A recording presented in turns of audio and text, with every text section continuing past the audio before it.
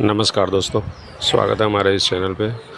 और फिर आज हम एक नई क्लास लेकर हाज़िर हैं और इसमें आज आपको बताएंगे कि यूपीएससी में बहाली हुई है।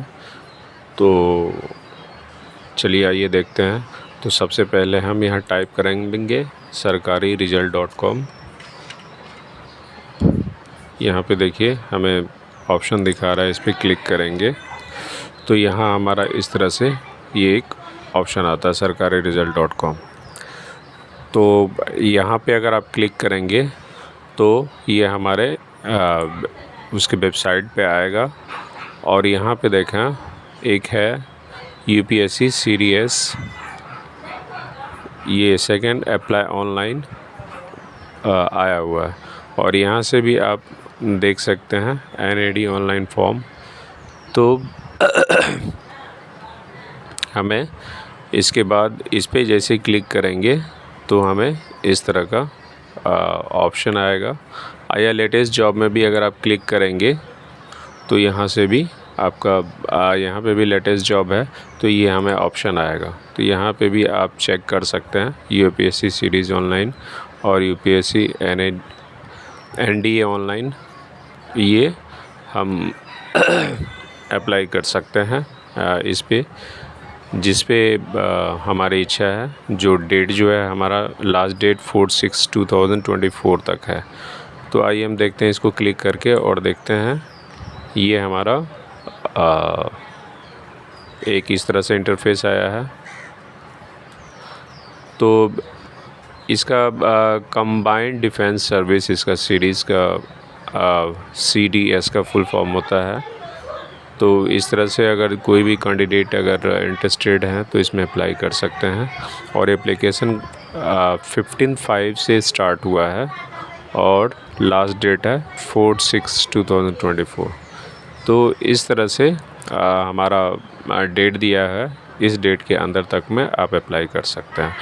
और देखते हैं जनरल और ओबीसी एप्लीकेशन फ़ी के बारे में बात करेंगे। तो जनरल, ओबीसी, ईडब्ल्यूएस का चार्ज है 200 और एससी एसटी के लिए यहाँ फ्री है, उनका कोई चार्ज नहीं है। तो पे the examination fee through debit card और क्रेडिट कार्ड, नेट बैंकिंग, और पे द एग्ज़ाम फ़ी थ्रू ई चालान। इसमें ई चालान जो है एक्सेप्टेबल है। जब आप ऑनलाइन पे करेंगे तो ई चालान वगैरह सारा आता है, तो वो चीज़ अपलोड करना पड़ेगा बाद में आपको।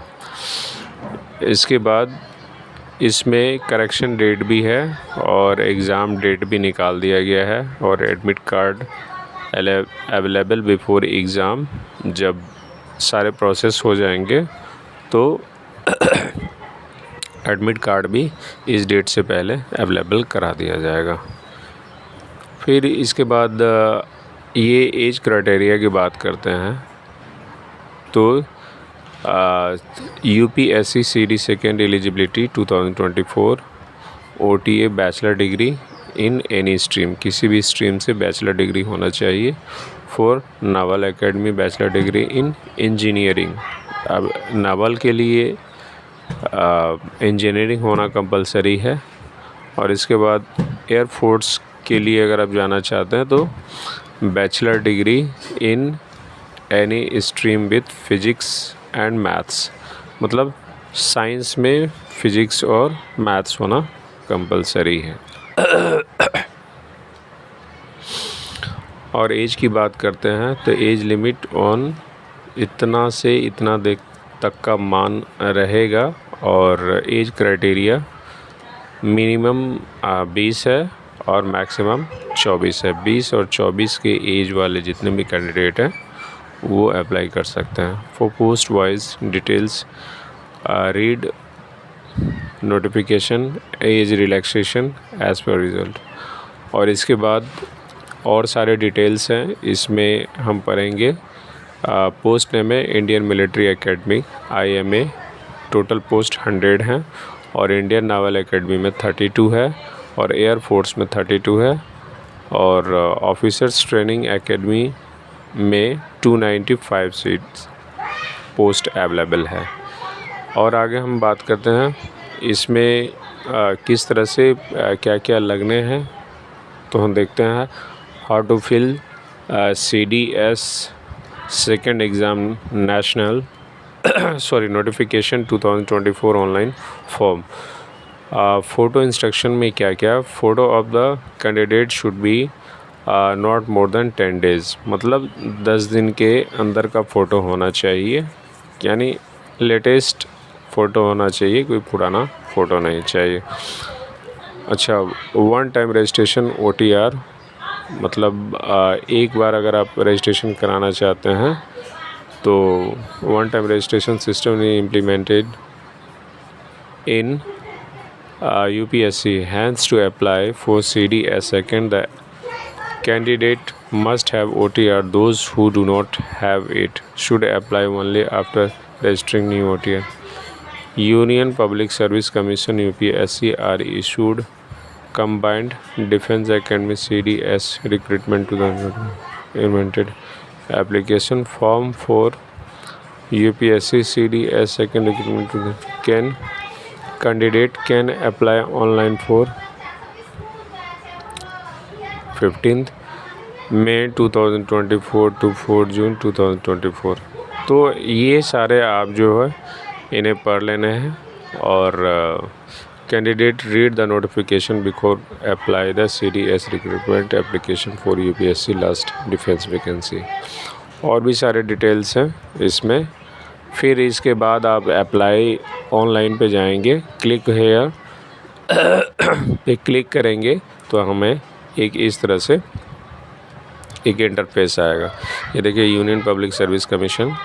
और अगर आप रजिस्ट्रेशन जो पहले नहीं किए हुए हैं तो इस पे रजिस्ट्रेशन पे जाएंगे, या नहीं न्यू रजिस्ट्रेशन पे जाएंगे तो इस पर क्लिक करेंगे तो हमें ये इस तरह का इंटरफेस आएगा। और तो इसके बाद फिर जो है यहाँ नेम,